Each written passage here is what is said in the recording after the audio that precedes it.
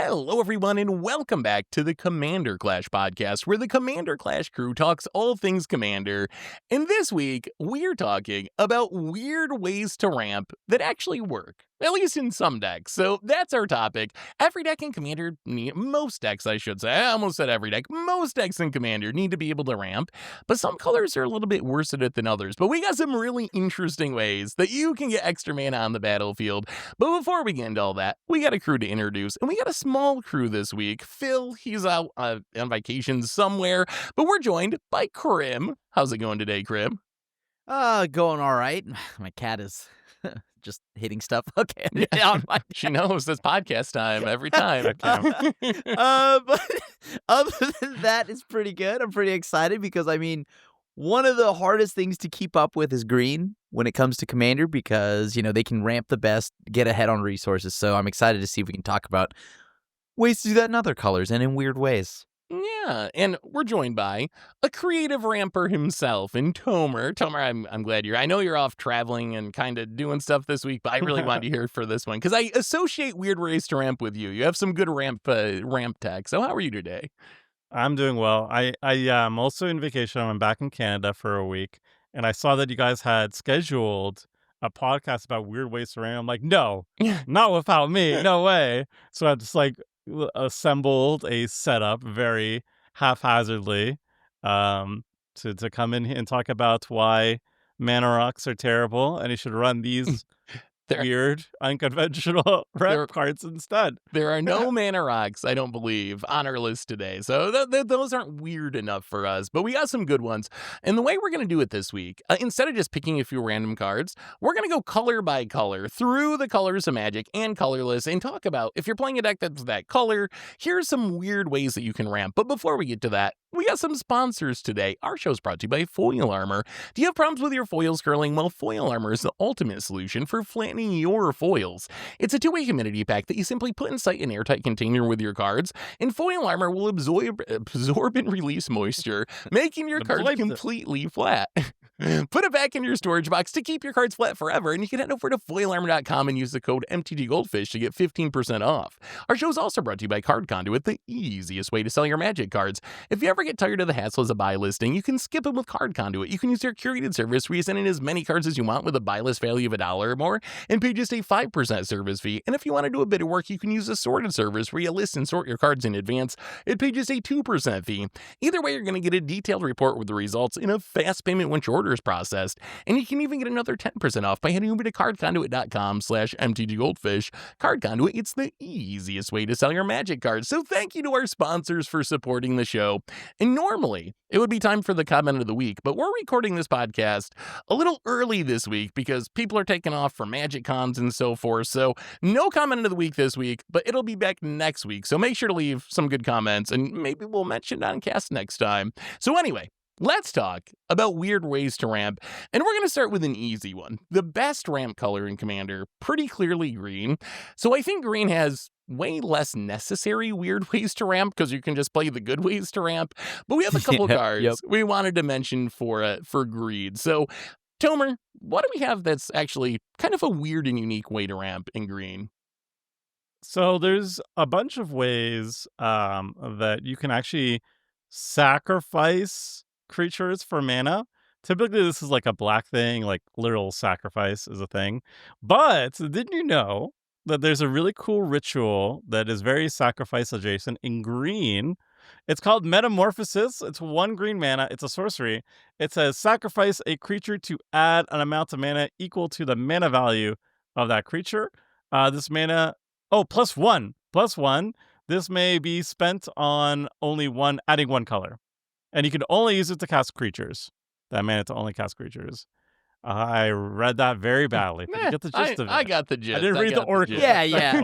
It's an old card. That's the 1993 wording, Yeah. So I tried to translate it in real time, and it was bad. But basically, it's really cool if you have just like high mana value creatures in your deck, in your creature heavy deck, then you just like sacrifice something that's already got any value, and then, put in like 8+ mana into something. I run it in Gulta, which is like a 12 mana commander that you can cast for 2 green mana, and then you just like attack with Gulta or whatever, and then sacrifice it for 13 mana, and then you can cast more creatures, and then recast Golta for 2 mana again. And it's pretty ridiculous. Yeah. Didn't you do that to us on a Commander Clash episode, by the way? I'm pretty sure Not you that did long that ago, to us. even. I did it. So I also run it in an Emoti. What was the gimmick? It was Emoti Emerge Eldrazi deck. And again, that's the whole thing is Emerge Eldrazi's. They have really high mana value, but then you get to cast them for very cheap because you're emerging them out. So you're sacrificing something, and then you're paying the difference in mana. And it turns out it was very good there. It was also a $15 deck, and I gave it to Phil at MagicCon Vegas. So yeah, it's a good deck. I feel like cards like this keep getting better because we keep getting more and more creatures that are like high mana value, but you can cheat into play on the cheap. Like in one way, you talked about Evoke, and Galta, but we get more and more of these mechanics. So I think the more of those cards we get, the better this type of effect gets. I know another green card I wanted to shout out that I think is a good green way to ramp that's kind of weird is Gaia's Touch. Gaia's Touch. We're going all the way back to the dark. It's a double green enchantment. This is you can play an additional land on each of your turns. Oh yeah, but only if it's a basic forest, and then you can also sacrifice it to make 2 green mana. So it's kind of this weird combination of like kind of a weird, it's not even a ritual because it's only mana neutral. It's 2 to cast and you get it back, but you can store up that mana kind of like a treasure and like play this on turn 2, ramp into something big on turn 3, or you can just play it as an extra land drop effect, kind of like an expiration, assuming you're willing to play a lot of basic forest. There is that restriction. It's not any land each turn, but yeah, it's perfect for a Tomer deck. Tomer, do you play this card? Do you like the basics? I did back when it was like 10 cents, and I put it on my budget brews as like, yo guys, I'm playing a mono green. Here's my mono green expiration that's really, really cheap. And then you savages, you spiked it up to $3, and now it's out of the range of my $20 brews. Don't do this with Metamorphosis, by the way. If you're listening to this, the card is trash. Don't listen to us. Don't buy it out. I want to keep putting it in my budget brews, you monsters. Krim, I got to ask you about one more card before we switch colors, and that's Elemental Resonance. Elemental Resonance, 4-mana enchantment. You enchant a permanent. In the beginning of your pre-combat main phase, you make mana equal to that permanent's mana value. So another card, if you put on like a Galta or something, you're going to make an insane amount of mana. What do you think about this one? Is this worth playing in any decks? It's at the beginning of your pre-combat main phase. So you this don't counts get it as the turn main you phase wait. 1. Yeah, you got to right. wait. So it's the next main phase 1. Man, this card, when this came out like in standard, I was just like, or this was a standard set. I was like, wow, what is this card ever used for? So I'm not going to lie to you. To see this right now, I think it's kind of nuts, but it is interesting because I do like that. There's so many things, as we had mentioned earlier, with mana reduction nowadays. My curiosity about this is like, would you play this in? I think green just does this normally. You don't need to do this funny enchantment. I know. So this is more like if you're trying to ramp in, like, I don't know, maybe like a non-green deck, but it's a green card. So I actually don't know if I like this card that much in green. I'm curious. Is there a usage for it? Like, where do you envision this going? So the best I could see, and again, like, I think green is the worst color we're going to talk about today just because they have so much good ramp that you don't really need to play the weird ramp most of the time. But it's interesting that you enchant any permanent. So I think putting on a creature is actually like probably the sketchiest because that's going to be the easiest way to get blown out by a wrath or removal. But if you can stick this on like an expensive enchantment, there's some artifacts that you can get like affinity cost reduction. I don't know how well they work in mono green in specific since green might not be the artifact color, but I imagine putting this on some like expensive non-creature permanent that you cheat into play on the cheap, and then you're just making like a huge amount of mana every turn. But Tomer, have you played with this card? Okay, so I put it on the list because I put it in my Xenagos, God of Revels deck. Xenagos is a commander that is indestructible. It's a 5-mana Gruul, indestructible enchantment creature god. It's not even a creature unless you have devotion to red and green equal to 7. So the cool tech is you like slap it on Xenagos. Xenagos, at least from my personal experience, usually doesn't die very often. So it's just like you slap it on Xenagos, and then every single turn on this 4-mana enchantment, you get to make 5 mana every single turn. I mean, it's And absurd. maybe it's not the best thing ever, but for Green's level, but I always thought it was neat. It is a neat and like fun interaction, and I think it's very cute, right? So, but like, would you ever say, like, even in that Xenagos deck, is this better than just say, like, I don't know, an Omen Path Journey or whatever, Journey to the Omen Path? I don't know, whatever, some ramp spell, right? Probably not. I can't think of a deck where Coma. this would be super optimal. I don't know, maybe like Indestructible God Commanders make some sense to me. Like the more you can protect the thing, the better it seems. I almost wonder if they made this today, if it'd be like a red card. Like the ritually kind of mana makes me think red. I think if this was in like a non-green color, this card would be a banger. Strong. Yeah, like if this was a mono red card, in green, it's going to be tough to find a home. Very good that you bring that up. I can't wait till we get to another color. Oh, well, I think it's about time to get to color number 2, but it's not red. We got to get rid of the other good ramp color first, and then we'll get to the interesting one. So it's going to sound funny to say. I know it is weird to say, but the second best ramp color, I'm convincing Commander, is actually white because of all the catch-up ramp and all the like shenanigans you can get with bounce lands and Lotus Fields to keep your land counts. And we've just seen white be really, really good at ramping in Commander. But we do have 3 interesting ways and weird ways that you can ramp in white that actually work. Krim, why don't you pick your favorite from the list and tell us about it? You know what? Let's go with the classic, because I am not going to touch the other ones. Actually, you know what? I will bring up the other ones. Let's talk about Path to Exile and Settle the Wreckage. Yes. I don't know. What's wrong with that, Krim? Tomer, did you put Path to Exile on this list? I put all these cards on this list. What are you talking about? Okay, because I'm like, I am going to bring it up just because it is humorous. But I guess Path to Exile, you know, target your own creature, get a basic land, you know, that is a ramp. Tomer, when in the history, though, have you ever settled the wreckage yourself? Okay, I think I did it on Commander Clash even. I think I played Adeline and Adeline tokens, and I settled myself because even like your Adeline makes a lot of tokens. It makes 3 every single time you're attacking. Adeline herself doesn't even attack, and then those 1/1s are gonna die anyway, right? Yeah, so you can just wait until blockers are declared, and then you just settle the wreckage yourself, and then you ramp over the green player, and it's amazing. No. Come on.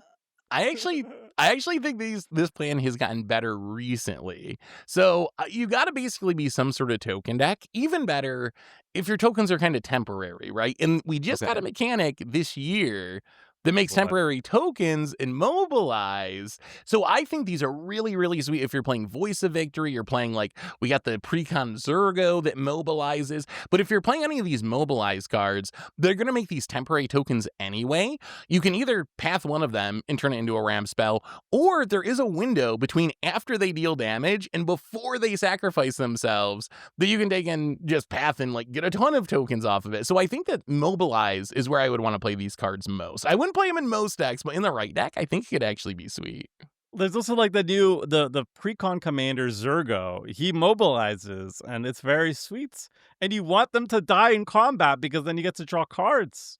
So this is like, I think the single best. I said it when I was doing the upgrade guide, but the single best card you can do to upgrade the Dragonstorm, the Mardu deck, is Settle the Wreckage. Also, and then you settle yourself for maximum value.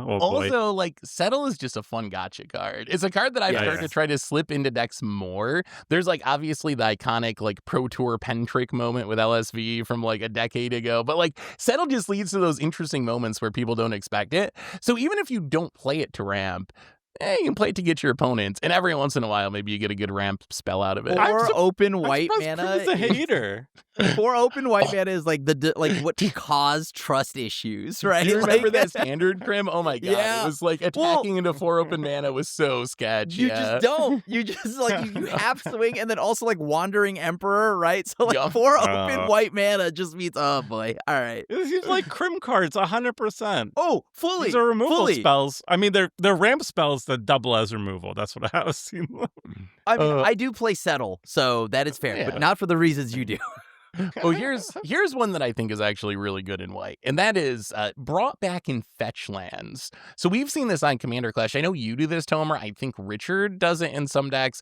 But brought back for 2 mana instant speed can return 2 permanents that were put into the graveyard from the battlefield this turn into play tapped. So the idea is, even if you're playing mono white, and I know Phil has been playing more and more fetch lands in his monocolor decks for synergies, but you can play fetch lands still. They are legal to play because they don't have any mana symbols on them. So you can save up your fetch lands, crack a couple of fetch lands, use the mana from the fetch lands to immediately get back the fetch lands, and you essentially double rampant growth for 2 mana. Tomer, I see you smiling over there. I know you like this plan, right? Oh, obviously, this is the truth, right? I got Seth on board. Oh, yeah. But the next, I don't know about Crim's kind of nodding his head. If you say I depletion land, Tomer, you're going to lose me if you say depletion lands. I swear. Okay. I like But, like, I swear. Good. That's good. Because it's like it's good. It's a good protection too, right? Like it's just good protection. Sometimes your board gets wiped and you get yourself back. Yes, it is. It is the next level. You got fetch lands. That's you know the Galaxy Brain meme. There's like the little sparks, and it's like ramp is good, and then the second part is like brought back plus fetch lands, and the third part Galaxy Boosh. It's brought back plus remote farm. I knew you were going there. I knew and then you get them back, and it's so good. And they also help with your catch-up ramp. I keep running them in Commander Clash with dubious results, but I tell you, my friends, this is the truth.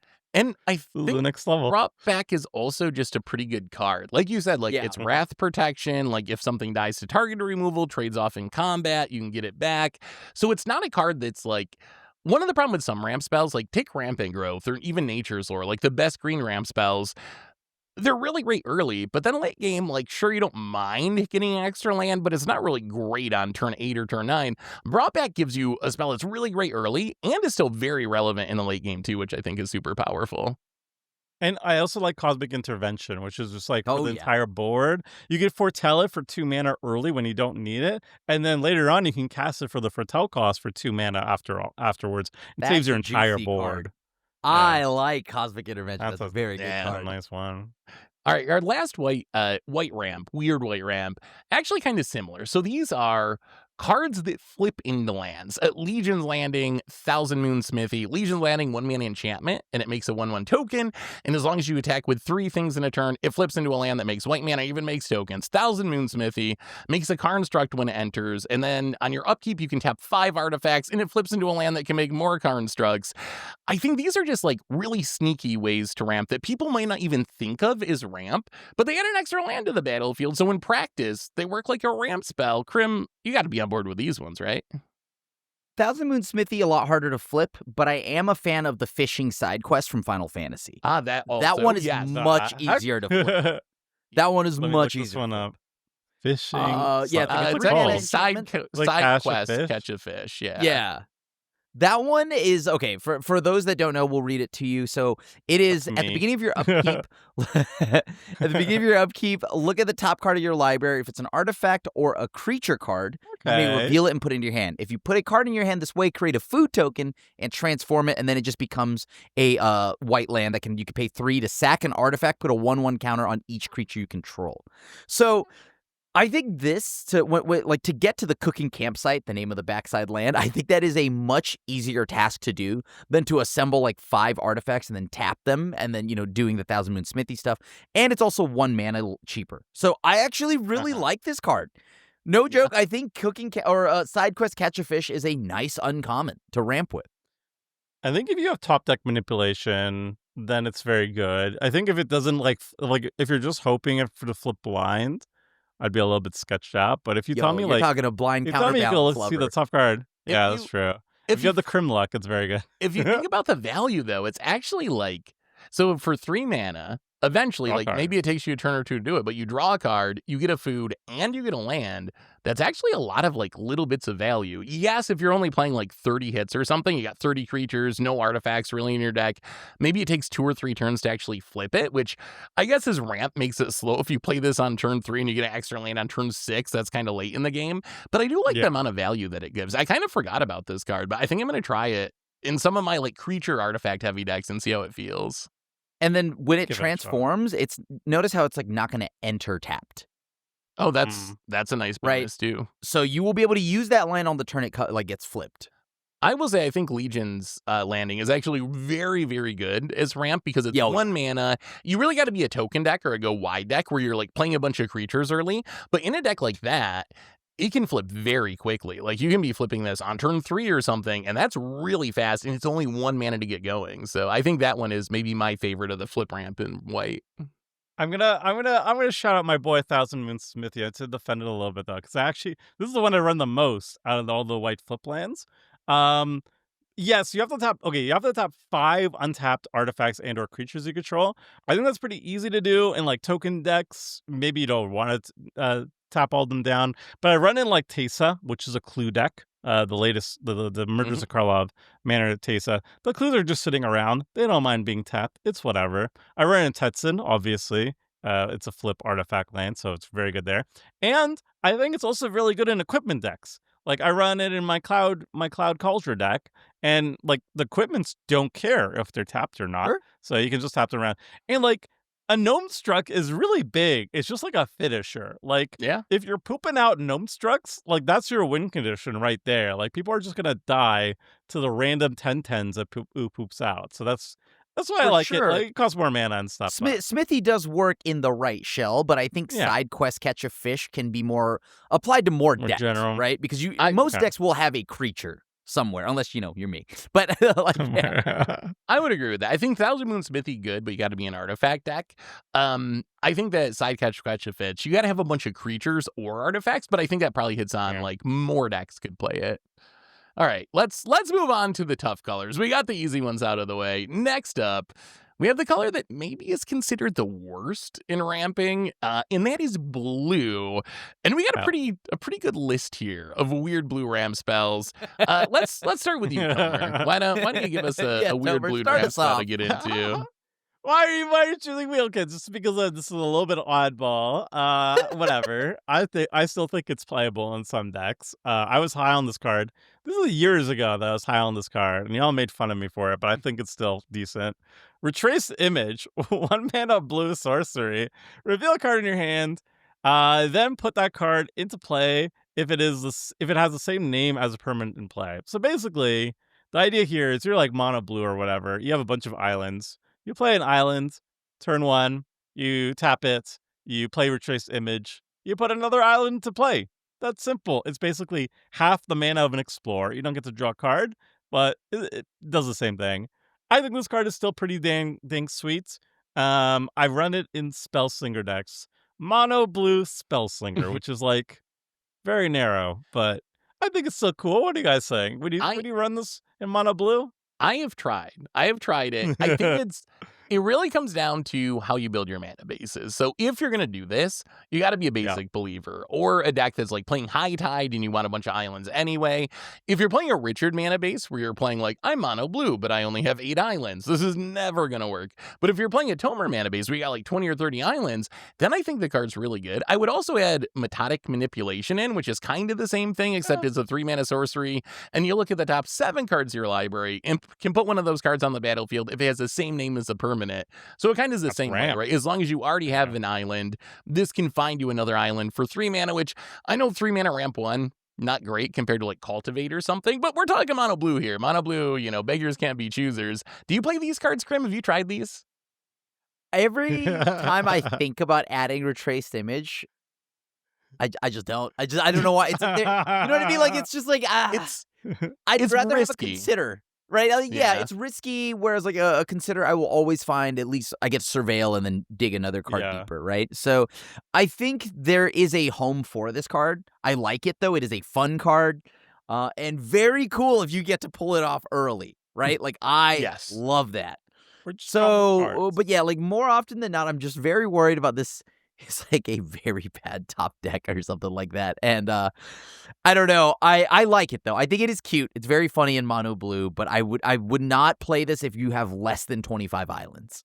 Yeah, no, you have to. Do you ever math it out, Tomer, to see like how many you had to play to make it consistent? I can't remember if you told me one time. Oh, I did the math on this. I can't remember. I did it and then I forgot. And you forgot it. Yeah, I imagine it's got to be like 25 or something. Calculator. You can figure it out. Yeah. All right. Yeah. So I think I think it's worth exploring for sure. What about this? This is the Richard special. How do you guys feel about Savor the Moment? And I guess the concept of extra turn spells as ramp spells in blue, which I know Richard pitched to us one week. He showed up on Clash with like 10 extra turn spells, and he was like, "Oh, it's my ramp," and I'm like, "Oh, Richard."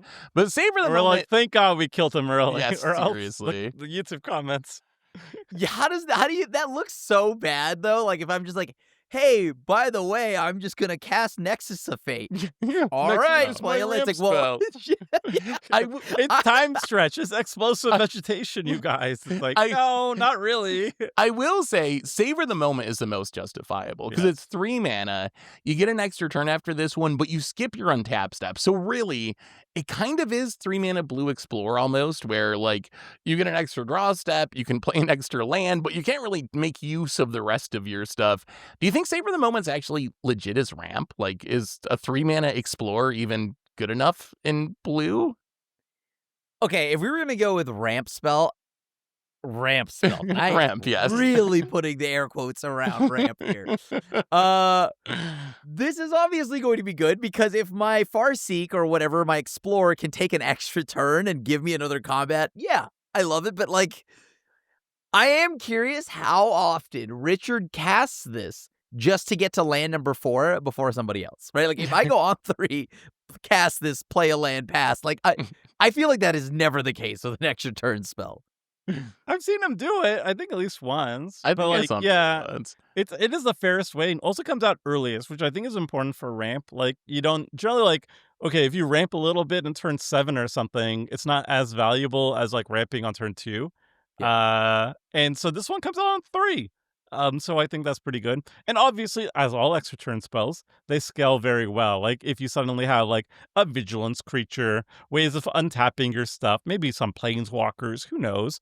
Then suddenly late game, you draw this. It's also not just like playing a land and draw a card. It's, more significant.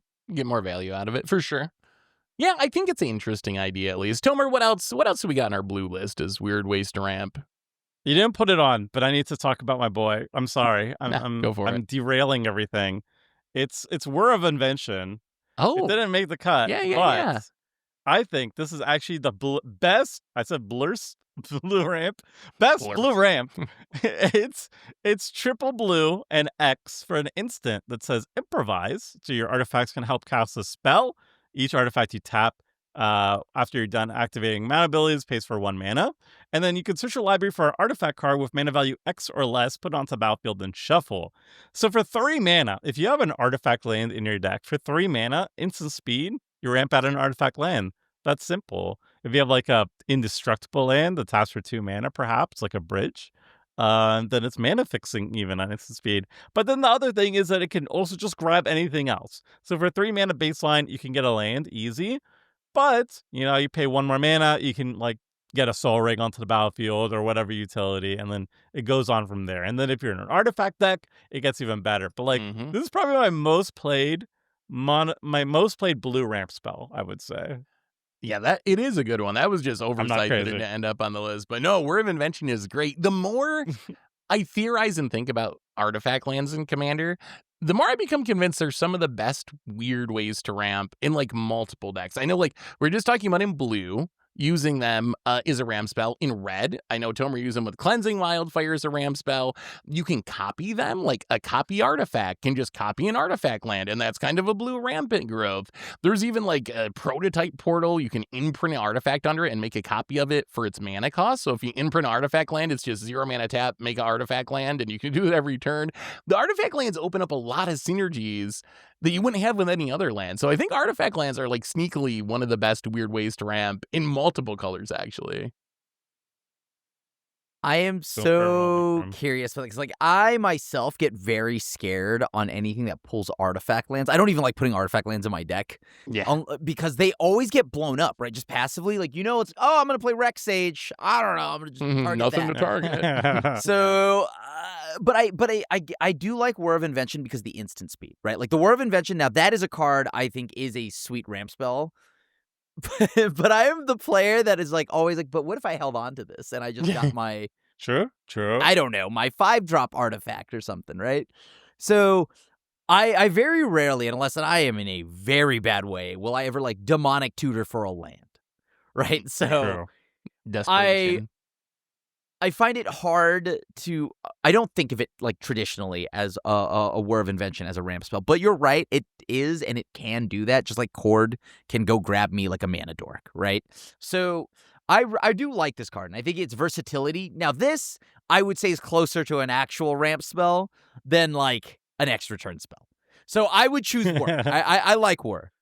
Yeah, I think we're is definitely super interesting. And I think I would say, Krim, you mentioned artifact lands being sketchy because they get blown up. That is very true. It helps a little bit if you play the indestructible ones like Darksteel Citadel Sure. or the Modern Horizons ones.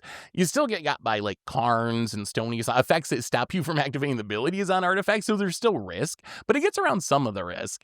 My favorite blue way to ramp, and I'm curious what you guys think about these two cards I'm going to put together. And these are not great Commander Clash ways to ramp because we've essentially just pushed mana rocks out of our meta altogether, so it doesn't work in our meta. But if I go to a Magic, you have, Krim, you've killed them for me. You've straight up killed them. But if I go to a Magic Con, speaking of borrowing, if I go to a Magic Con, Thieving Skydiver and Thada Adel Acquisitor, these are ways that you can steal your opponent's artifacts. Thieving Skydiver, 2 mana for a 2/1 flyer, but it has kicker of X, and if you kick it, you steal an artifact with mana value X or less when it enters. Thada Adel, a 3 mana 2/2 Island Walker. When it deals combat damage to a player, you search that player's library for an artifact, exile it, and you can play it until the end of turn. What do you think of these as ramp spells? Like, under the presumption that your opponent's going to be playing Soul Ring, they're going to be playing Arcane Signet, these mana rocks, and you can just steal your opponent's ramp. Maybe blue doesn't get to ramp, but you just take your opponent's ramp, which has the upside of not just giving you more mana, but putting one of your opponents down some amount of mana. So in some ways, it's even better than ramp. But do you guys think these are worth playing as weird ramp spells? I think Thieving Skydiver is awesome. As someone who never draws their Soul Ring, I love taking other people's Soul Rings. So I never see my Soul Ring, I swear. But yeah, like I think this card is just super versatile, and it steals anything, and I really like that it even has that equipment clause attached to it. Ooh, it feels real nice. This is just too versatile a card to not have in your deck that if you have blue. Yeah, I think in a meta where people always play Soul Ring, which is most metas that aren't ours, I think this is pretty consistent that you're just going to steal something like just a mana rock, hopefully a Soul Ring. That's a dream. And it's like a pretty reliable dream. I forget what the stats was, but like if there's 4 people at the table playing a Soul Ring, the odds are like 20% or something that someone's going to have it turn 1 or something like that. It's something like that. And it's never me. It's never. So if it's not you, that means the percentage goes even higher. Yeah, great. Sure. Someone, that's how that math works. Someone else who's going to be the one with it. So yeah, for 3 mana, you put a body on the battlefield, you steal Soul Ring, and then it like scales up from there. That's really good. Thada Adel, I do like too, but I would really want haste. Like if I have a deck that has reliable haste outlets, then it becomes good, because otherwise you pay 3 mana, you have to wait a turn cycle to steal something with it, but also you have to wait.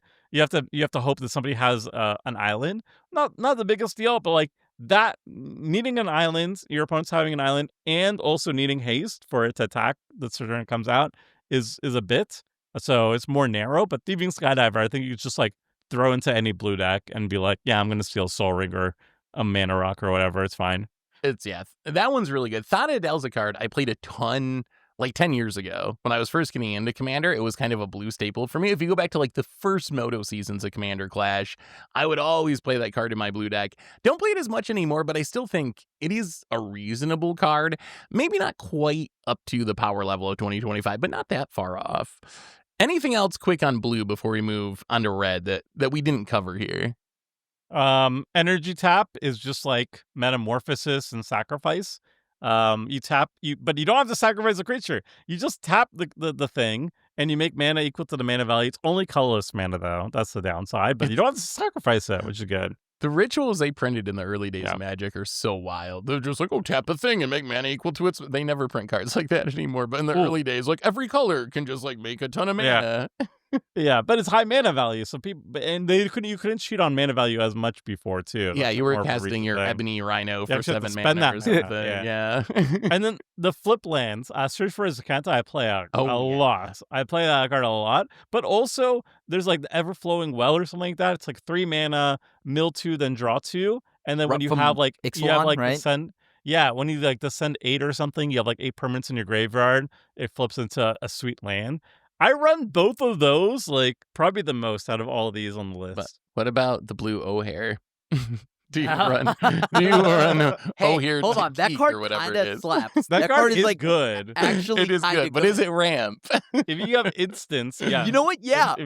If- if I get to the backside of that, I'm not exactly upset, right? So you know, yeah, Richard, it's not bad. this is your O'Hare accidental take. Then Yeah. no, for sure. It's a well, blocker. Speaking of O'Hare Accidental, let's move on to red cards. And I think we have like 3 or 4 different kind of plans that are weird for ramping in red. Tomer, I know a couple of these are yours. Why don't you hit us with your best weird ramp plan for red? Okay, so this is like this goes into I don't usually say this is a staple in all my red decks because I really like focusing on synergy and like what each deck is doing uniquely. However, if I'm in red, you have almost a guaranteed likelihood that I'm putting Return the Favor into my deck. So it's a spree card. It's double red instant and it has spree 2 modes. The first one is +1 mana. Copy target instant spell, sorcery spell, activated ability, or triggered ability. You may choose new targets for the copy. And the other spree is also 1 mana. Change the target spell or ability with a single target. Ignore the second part. Second part's not relevant to the ramping part most of the time. But the first part is either a fork spell, so your opponent casts Cultivate or something, and you're like, I like that. I copy it for 3 mana. Easy peasy. Or sometimes you have like a fetch land. You crack a fetch. In response, 3 mana, you copy the fetch's ability, and you fetch twice. You get 2 lands onto the battlefield. Incredibly, incredibly flexible card. It's protection against targeted removal with the second mode, but the first mode is also just like legit ramp, and it does everything. It does it all. It does everything at the same time, all at once. Best red card printed in the past couple years. Yeah. I need to play it more. I know it looks good when you play it, and when this always comes up when we talk about these effects, I just don't play them enough. But the more I think about them as ramp, the more I'm interested in them, because we just play in a meta on Clash where Phil likes ramping with green spells. I like ramping with green spells. Like, there's a lot of people that are casting ramp spells, so it seems pretty realistic that you can copy one of your opponent's ramp spells. And I think you can do this with a lot of different cards in red. That's one thing red's pretty good at, right? Even on top of this, you have like stuff like Fork you can play. And then once you start adding in synergies, you can be copying your own big score to get more treasures out of it, on top of copying your opponent's stuff. So you get a lot of synergies out of these spell copying effects, I think, as ramp in red. What about you, Grim? What do you think? This is kind of funny. I actually view Big Score as a ramp card, by the way, and Unexpected Windfall. That's just the red ramp. I play them in like every red mono red deck. Yeah, now. I love those. Right, cards. like they're just like a default card in red because that is your ramp. I like Return the Favor, but I am not a fan of like Fork. Right? Yeah. So go too far. Yeah, I think forks and things like that don't do it for me, but I really do like Return the Favor as a one-of. But how many... Tomer, I know you load up on these effects, right? But it is so funny. There's so many games where I've noticed like Tomer has like 8 cards. He's in red. He hasn't played any. Isn't he doing anything? Okay, so the next thing that I'm gonna play is probably getting copied like 40 times, right? So like I need to make sure what I'm doing here. And give me a good spell, Krim. That's it. To be fair, right? It is like a red counter spell also on top of that because like I have to be mindful of what kind of spell I give you, and I do like that Return the Favor is one of those cards. But how many of these can you honestly run? And I think 2. I like 2. 2 of these effects seems like very solid. Anything else, now you're just Tomer trolling, right? You're Tomer playing mono red control, okay? I read like 2 to 3. Okay. Like, Tomer, I feel like you read like 7 of these, man. Like sometimes more. It depends. Also against Krim, these double as counter spells, you know? Because if he counters that isn't spell, important. if he counters your spell, then you could redirect the fork counter 'em. spell back to Yeah. to the fork. So I do like it. then I'm like, well, maybe I add a couple more for the crim meta. But like, I think in general, you like run Return the Favor, and then What's number 2? I really like the Duskmorn one. That's like Unexpected, it's a read. Yeah, result or something? No, unexpected results or unstable untimely malfunction. Untimely malfunction. Untimely malfunction. Yeah. That one's Those also are a the two redirect. I play. I think those The two are forks- very good. Yeah, the forks are a little bit tougher in just mono red. I think like if you're huge on big score, unexpected windfall, then there's like Seeds of Spoils, and there's like one that's like it's an unexpected windfall but just sorcery speed. Yeah, I can't remember the name of that one. If you're running like all of them, then I think the forks get a little bit better, because if you copy those are like cyclers. They're rummaging. You have to discard a card, then you draw 2 cards. You're not up cards, but you're up treasures. If you fork those, the copied ones, since you're not casting the copy, you're just copying it. You don't have to discard a card as well, so you actually go up cards. It's very cute. So I think they get a little bit better then. But I think, yeah, Grim's right. It's a little bit narrow if you're going too many of them. Speaking of Grim, oh, go ahead, Grim. Oh, no. Yeah. I was actually we'll go to the next. I was gonna say, I think you got an interesting plan for ramping in red that I hadn't even really thought of as being red ramp, but then you pitched it. I was like, wait a minute, that actually is a pretty interesting, weird way to ramp in red. What do you got for red, Grim?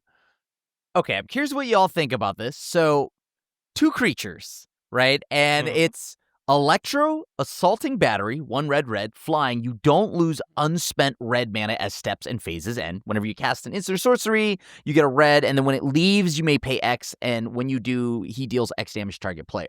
And just like Electro, we've also got Leyline Tyrant from way back during one of the Zendikar sets, which is the same deal. You don't lose unspent red mana as phases and steps end, and when it dies, you get to do the burn thing again, but to any target. These cards, do you consider them ramp? Because I kind of do when I go into deck building.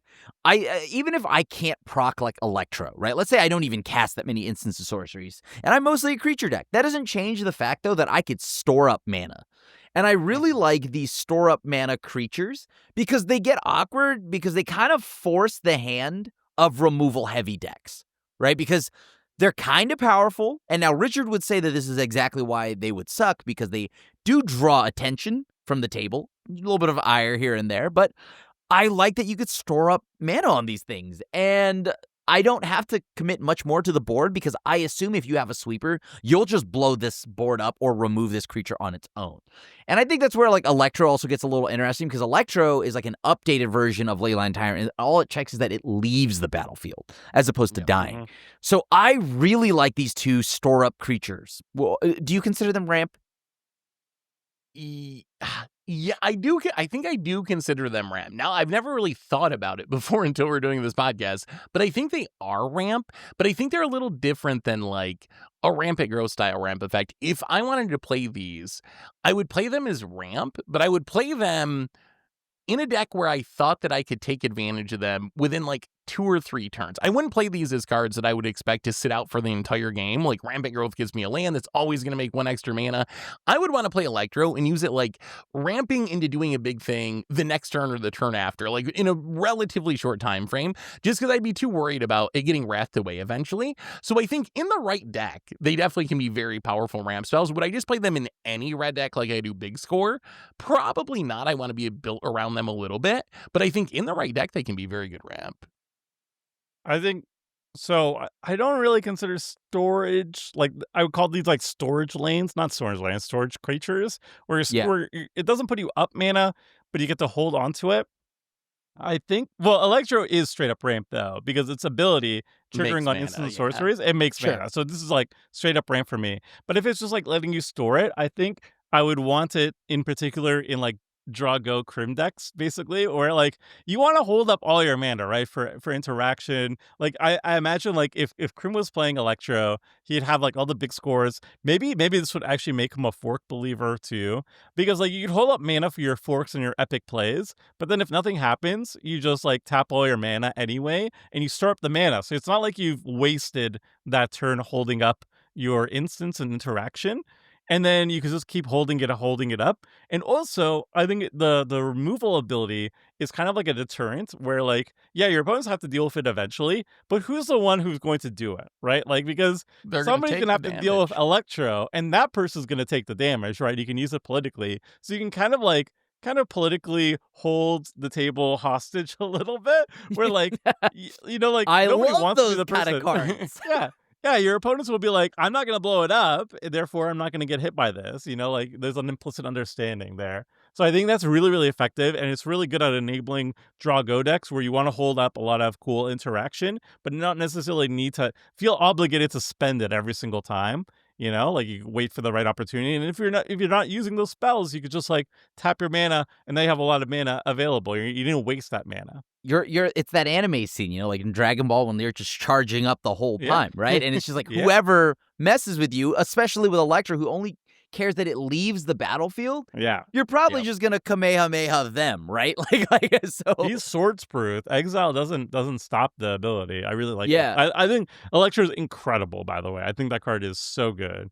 Yeah, Electro, I think, the more I think about it, Electro definitely counts as ramp. Leyline Tyrant, I think Tomer's argument that it doesn't actually make mana is actually kind of convincing to me, but Electro definitely, I think, is going to be really good. As far as other ways to ramp in red before we move on to black, a couple more to shout out real quick. Flip lands, Richard with the classic O'Hare Exelon plan, but like Dousing Device is a really good way to do this as a 2-mana So artifact that's really easy to flip around. And then the Tomer classic of using Cleansing Wildfire, or what's a 3-mana one? Geomancer's Gambit with an indestructible land. These are cards that are 2 or 3 mana. You blow up a land, and its controller gets to search for a basic land, puts it into play tapped, and you even get to draw a card. So if you can Cleansing Wildfire like a Darksteel Citadel, an indestructible land, it's basically a rampant growth that also draws you a card, which is kind of absurd when you actually say it that way. And it pairs so well with Whir of Invention, which for 3 mana instant speed, you So put it in destructible land. true. It's layers, baby. But then also just somebody plays a Cabal Coffers or something, you're like, I guess I'll blow this. I'll use my ramp spell later on in the game. Blow up the Cabal Coffers, draw a card. Yeah. Insane. Cards. Floor the is truth.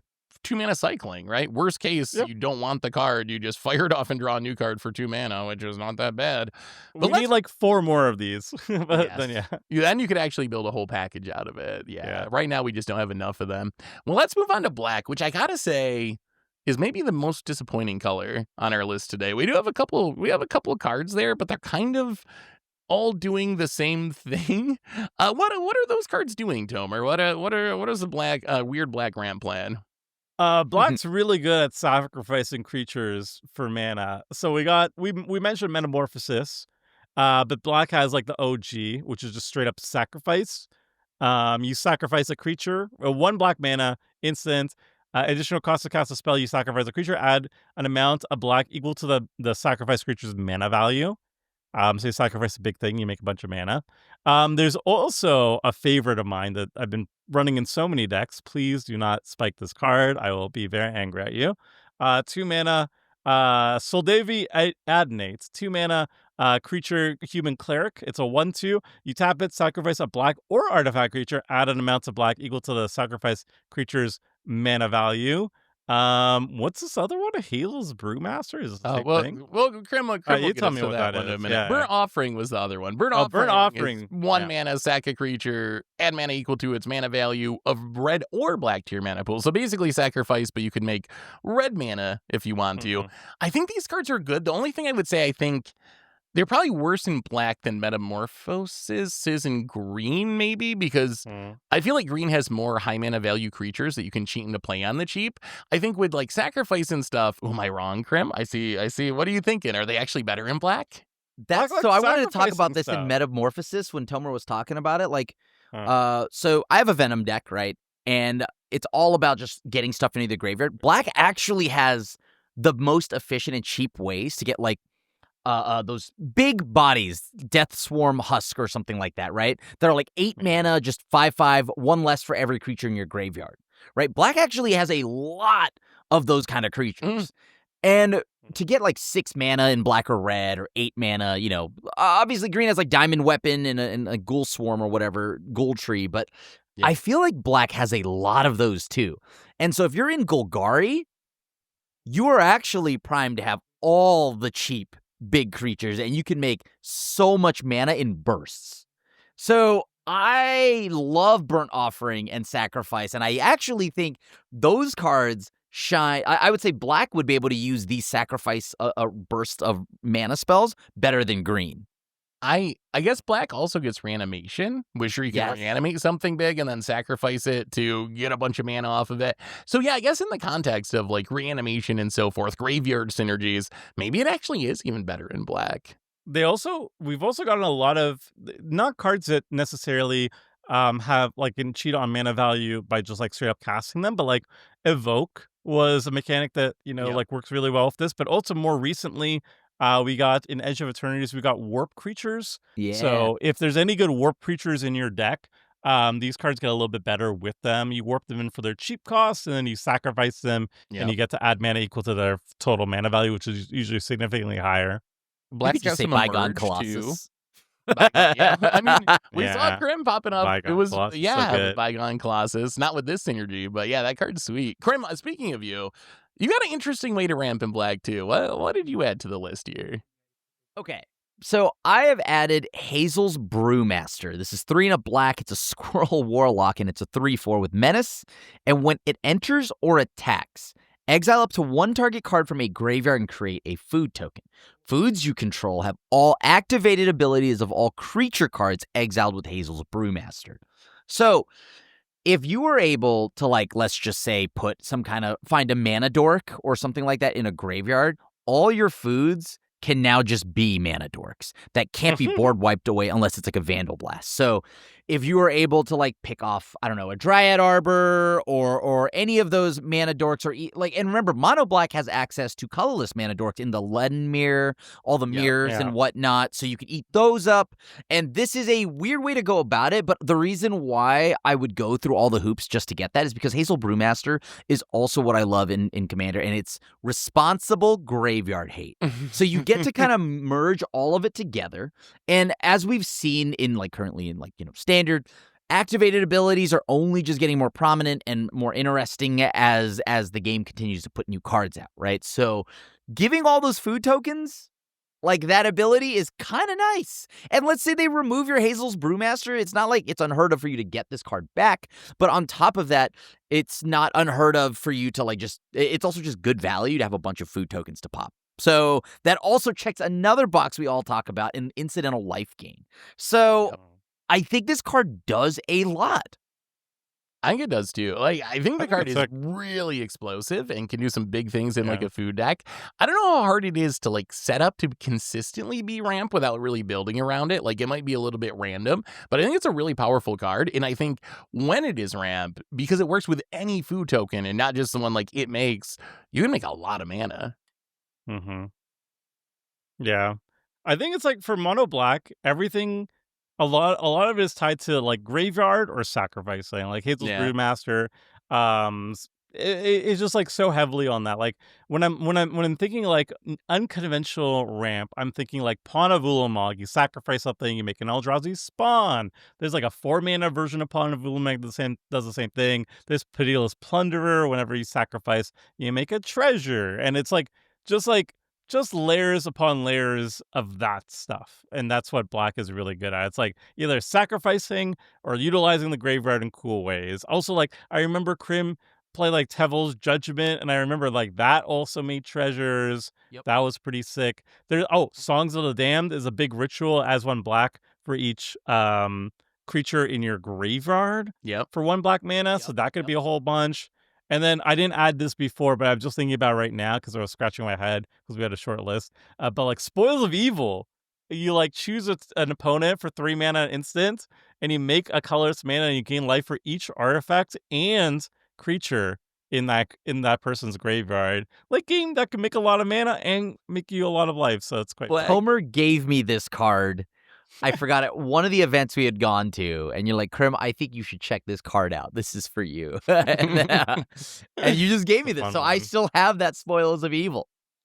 It's funny, Black's Wow. very good at making big bursts of mana. Like, they Yeah. make big bursts of mana very well, but the consistent, like, little drips of mana that you see with, like, green, that's where Black's not as good, but it can make huge amounts of mana once you take advantage of its synergies. Well, let's move on to our last color, which is actually no color, which is a colorless card. So these are cards you could play in a colorless deck, or you can play in pretty much any deck, right? Because they're colorless. So we got a pretty big list here. Why don't we each pick a favorite or two from this list? Let's start with you, Tomer. What's a good colorless way to ramp that's a little bit weird? Okay, this is my favorite lands that I consider ramp in basically all my red decks because I'm in a big red kick. It's Drownyard Temple. It's Yeah. a land that enters untapped, taps for 1 colorless mana, pay 3 mana, return this card from your graveyard to the battlefield tapped. And you can do this at instant speed, by the way. So at 3 mana, instant speed, you can rampant growth in colorless as long as Drownyard Temple is in your graveyard. I think this card is amazing in any like self-mill style deck or any deck that discards very consistently. So we were talking about red big scores and everything like that. This pairs very well if you are doing a lot of looting and stuff in red. And then also if you're running any sort of self-mill deck like Sidisi and Sultai, for example. If you're milling a whole bunch, you don't have to use it immediately, but this is essentially free card advantage if you get to put it in the graveyard and then just activate its ability whenever you want to put it back onto the thing. Because you didn't waste a card, basically, is what I'm trying to say. It's card advantage, I think, right? Yeah. Because if it goes in the graveyard and it didn't go from your hand, then card advantage? I don't know. That's what I think of it. We also got the new one in Spider-Man, which isn't really ramp Oh, because that it one's still so uses sick. your land drop for the turn, but it Oh, still so sick. gives you a free discard, right? Because you can discard it and Yeah. then play Yep. it as your land for the turn. So I guess it's not It's like ramp, but it's Oscorp still something. Oscorp Corporation, Yeah. Osco Corporation, that something one's like that. Yeah, It's just Oscorp. Oscorp, Oscorp. Oscorp something. But yeah, Bricks that- is fun. That one's pretty sweet too. But yeah, I love Drownyard Temple. You got to be in a deck that can discard it or mill it. But in those decks, it's really good. Speaking of lands in colorless that can ramp, I kind of like the Morph lands is like a really cute way to ramp in some deck. There's like Zotaic Cavern, and then there's like a Manifest one whose name I'm not remembering at the time. But there's Vitagazi. Branch that. Vitagazi. I think that Poetic. actually is Was- it, yeah. But these are Okay. lands that you can play as face-down creatures for 3 mana, and then you can unmorph them and flip them up for 2 mana, and they become a land. So it's They're a little fun. bit expensive, but you get a body out of it for a little bit along the way. Maybe, a little grizzly bear action. Staple and 6 As drops long- and 7 Yeah. drops and 8 drops. Yes, it was very good that week for sure. As long as you aren't playing like colorless, the tension when there's a face down morph card is like unreal. Like everyone's like, "Ooh, what is that? Willbender. Willbender. It's Willbender. Yeah, What is it? I don't know what color. What colors are you in?" So, What do you like, Krim, on the colorless list here? so I know that Tomer talks about like return the favor in red and things like that. But one of the things that I've been really enjoying and just trying out is it's cheap and it's only 1 colorless, and it's Peter Parker's camera, right? Because Peter Mm, Parker, Yep. yeah, Peter Parker's camera, you could it's a 1 mana artifact, and it enters with 3 film counters on it. And you can pay 2, tap it, remove a film counter from this artifact. Copy target activated or triggered ability you control. You may choose new targets for the copy. This is a very cheap artifact, and I'm not even going to try to get into proliferating it or anything like that. I mean, I don't even have to. I think just using those 3 film counters at any point that I want is more than enough. It's a really cheap artifact that I've just been getting into, and it's just a fun little moment to get to do that. Yeah, so obviously, if you crack a fetch land, you can just copy the fetch land trigger. You get 2 lands instead of 1. And even outside of Peter Parker's camera, there's a few cards that can do this. I think like Lithiform Engine. I know Phil plays like the blue and Virtue of Knowledge. The Virtue blue of Knowledge, Panharmonicon. It's like Balancing. adventure mode. You can copy a triggered ability. But that's something to keep in mind, especially if you're playing fetch land heavy decks. Any way that you can copy that fetch land trigger essentially turns into a rampant growth, or even a better one in some cases, because you can get a dual land or whatever with some fetch lands. So I think that's an important synergy to keep in mind. And Peter Parker's camera is the new cheapest artifact to do that. Right. And I like that it's colorless. Most importantly, I like that Yes. it's colorless. So now it's like Virtue of Knowledge. You can only do it in blue, but you can now have it in black, right? You Yep. can have it in white. You can do it wherever you need to. So I love that it scales into a way where I now can just copy whatever I need to copy, right? Like if I've got more than enough lands, I can also copy other silly things. is this the best version of this effect they've ever printed? Because it's like so mana, it's so cheap. And like, yeah, okay, you can only do it 3 times, but like It's that's fine. How long is the game gonna go, right? Like if you do it 3 times, is that enough? it's Like I don't think you need to be a proliferate deck, right? Like you could No. just jam it into any deck that wants to copy and things like this, right? It's the best version for ramping, I think. I think Mm. the downside is you can't go infinite with it like you can some of the Oh, other yeah. effects, which is how people play Sure. Rings of Bright Hearth and stuff. Like you're going to run out of counters. So if you're trying to go infinite, then it doesn't really work. But if you're just playing it fairly, I think Peter's Parker Camera is the new best version of it. Yeah. What else do you like from the colorless list, Homer? Anything else before we wrap up today? Special shout out to Spellslinger decks. You got Primal Amulets. Yeah, I know Primal those Omelets. flips. Yeah. Yeah, Primal it's just very good. I actually play a lot of Terrain Generator. Terrain Generator, it's another land, colorless land that enters untapped, and you can pay 2 mana, tap it, and put a basic land from your hand onto the battlefield. I know the word basic means some people are going to immediately unsubscribe. Boo. But I like this a lot. I run it in a lot of my monocolored decks, especially the draw go ones.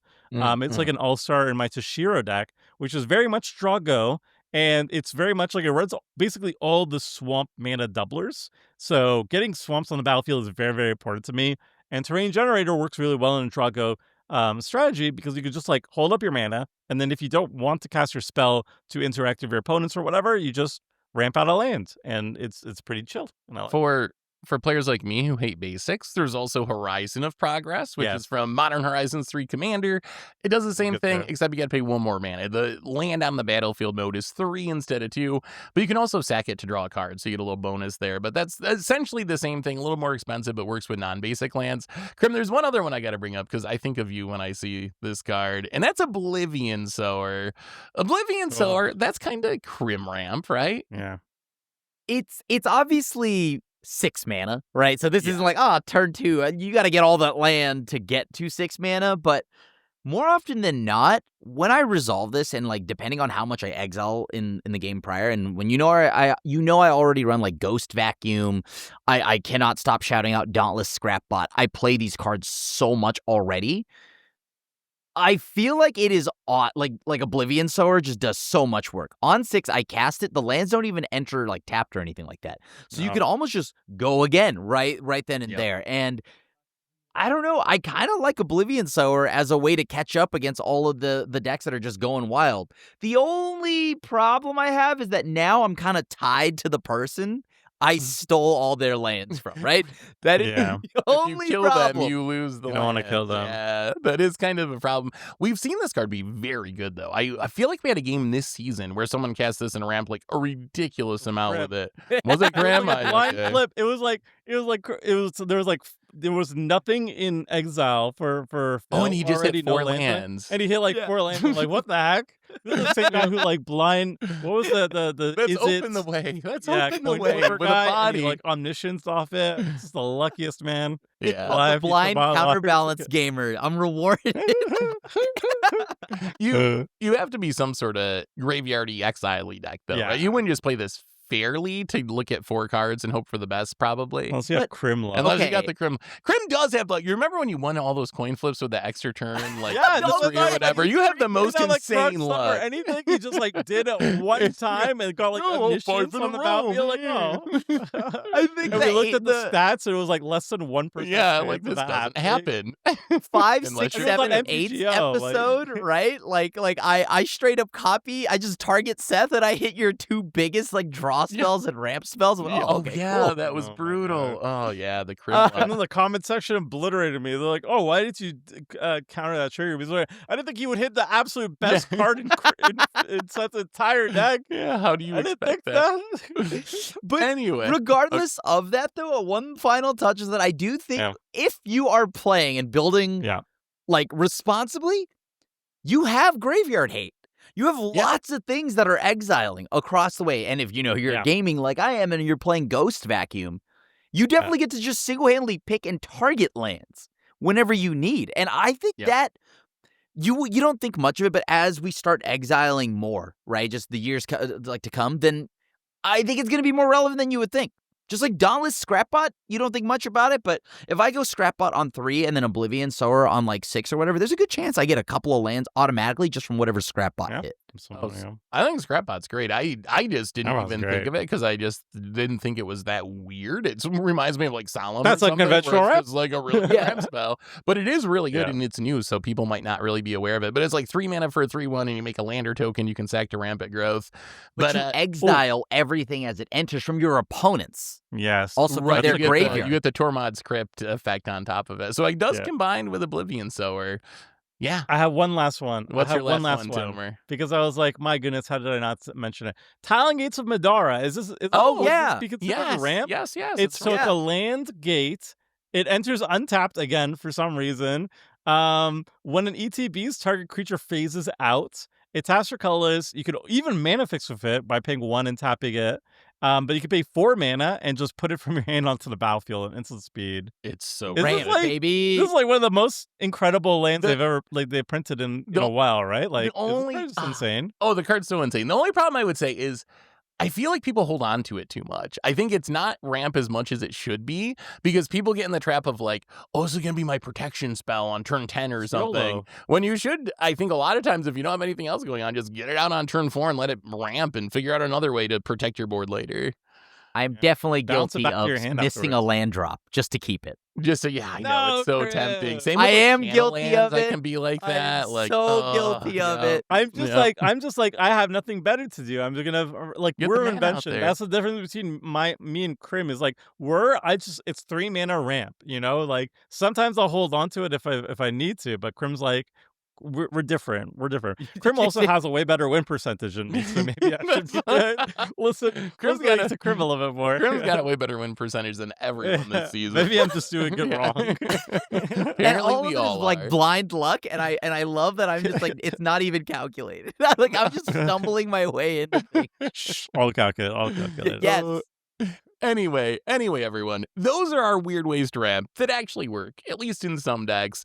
So you've heard our list. Let us know what weird ways you ramp in your decks. Is there anything we didn't talk about you think's really good? Let us know in the comments. Maybe we'll try it out on a future Commander Clash. So thanks for watching, everyone. Hope you all enjoyed it, and we'll be back next week to talk some more Commanders. So until then, have a great week, and this is the crew signing out.